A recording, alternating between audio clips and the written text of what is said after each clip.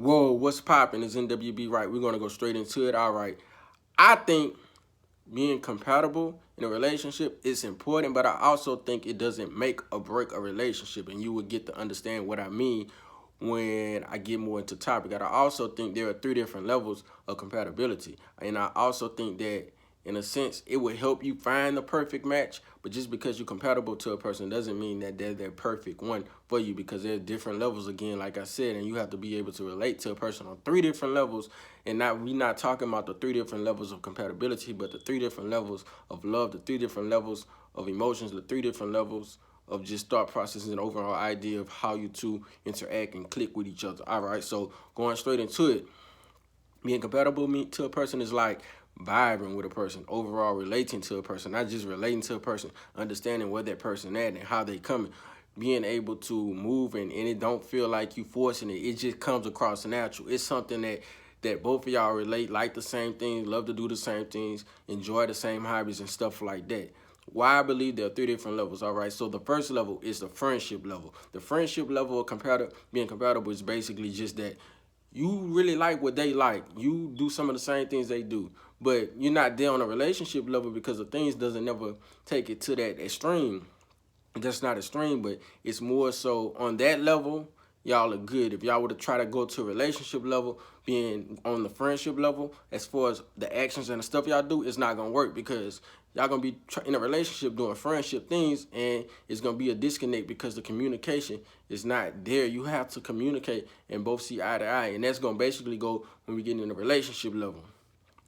All right, so the relationship level, which is courting or just overall, is deeper, because now you invest in your time, your energy, your effort, and y'all are obligated, and y'all gotta hold each other accountable. Not only that, y'all have to see each other from what it is. There are gonna be some differences on a relationship level, according, because that's when you really get to know a person. That's when you really get to know how they move, what's their thoughts, and just their overall views in life. That's when you really get to understand thought process when it comes to spiritually, emotionally, and physically. I feel like those three things are very important, because if y'all don't understand and get to know each other and relate to each other on those levels, or y'all might relate on one level and don't relate on the other, then it's bound to flop. All right, just have an understanding. So when I think about it, I think like, okay, so you got that level, and then you got this level, and then the highest level is covenant. Covenant meaning that y'all are able to grow and understand, and not only are y'all able to grow and understand, y'all able to accept the differences, accept the flaws, understand different ways to come up with ways where y'all relate, and y'all able to keep the train running, keep it going, keep it flowing regardless of the differences. Y'all able to put aside y'all feelings and actually work as a team, and that's a covenant.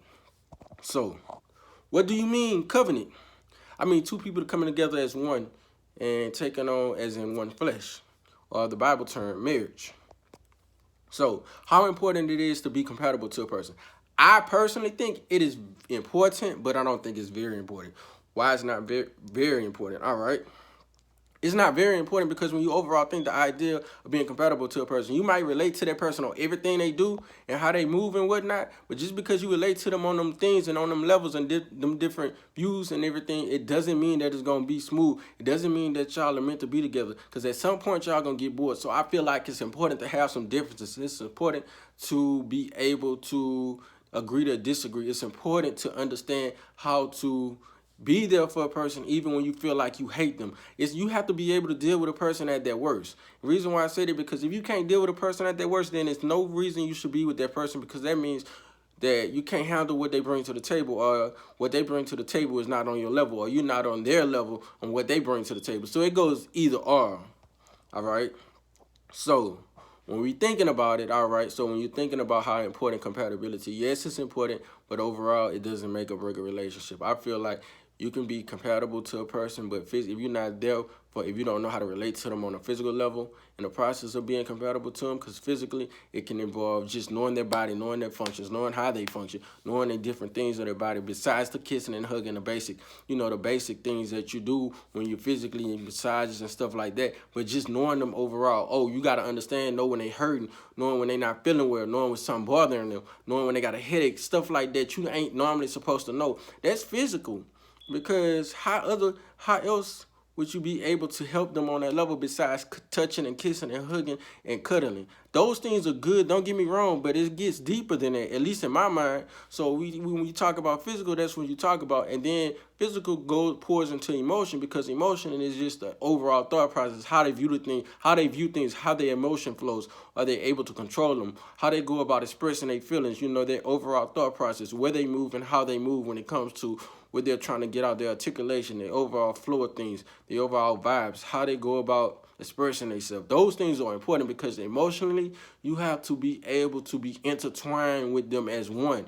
And I'm not saying that on a physical level, I'm saying just in general, you have to be able to understand them. You have to be able not not just understand them when it seems like they might be doing, when it seems from the outside they might be tripping. You understand why they acting the way they acting, why they moving the way they moving. You might not necessarily agree with it, but you have an understanding, so you're able to relate and able to grow with that person and able to help that person when emotional issues come into play, because you never know what a person going through. And then one thing dealing with emotion, this goes on both parts. You have to communicate. Lack of communication will kill a relationship. Lack of communication will hurt a relationship. Lack of communication is not good at all, because it's like one person might be feeling like this and then the other person might be feeling like that, and then because there is no communication, they both drift away and it don't work out. If you ain't communicating and telling a person how you feel and why you feel the way you feel, how can you ever expect to grow and get to the covenant level? It'll never work, because you sitting there holding stuff back that person needs to know, so they know how to react and know how